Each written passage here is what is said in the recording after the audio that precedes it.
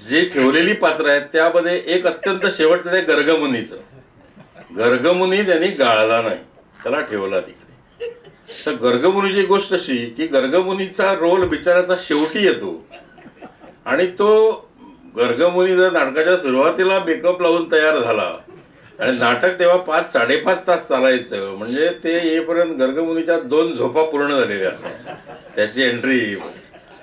बरं, झोपाळू गर्गमुनी ठीक आहे, पण थोडीशी त्याला घेण्याची सवय असेल तर मग काय, तर अशा एका माणसाला गर्गमुनीची भूमिका मिळाली आणि तो आपल्या रोजच्या सवयीप्रमाणे 7 वाजता टाकून आला.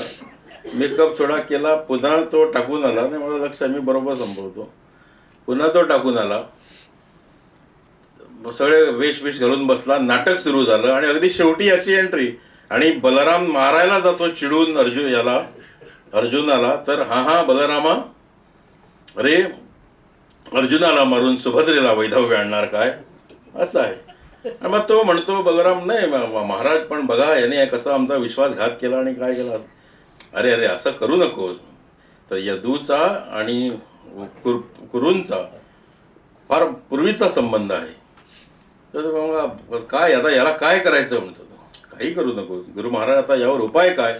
तर गर्गमुनी शेवटी सांगतात, उपाय एकच आहे, तुझा राग सोड आणि माझ्या देखत अर्जुनाचा हात, सुभद्रेचा हात अर्जुनाच्या हातात दे. हा गर्गमुनी तिकडे जो बसला ना, त्याची एक झोप पण पूर्ण झाली, नशा पण चढली आणि एंट्री याची आली तरी हा तिकडे हे करत होता. याला कोणीतरी ढकलला आणि पहिलं वाक्य होतं, अर्जुनाला मारून सुभद्रेला वैधव्य आणणार. हा बलरामा मला, अरे अर्जुनाला मारून सुभद्रेला मारून तू अर्जुनाला वैधव्य आणणार काय. तर तो बलराम विचार, नाही महाराज, हा अर्जुन आहे, याने फार आम्हाला त्रास केल्यावर असं तो काहीतरी बोलला. अरे बाबा, तू काय काय करतोस तू. यदूचा आणि ते पुढचं विसरला तो, यदूचा आणि कोणाचा, ते यदूचा आणि सदूचा खूप पूर्वीचा संबंध आहे. आता बलराम झाला हताश, त्याने गदा फेकून दिली आणि म्हणाला, गुरु महाराज आता मी काय करू.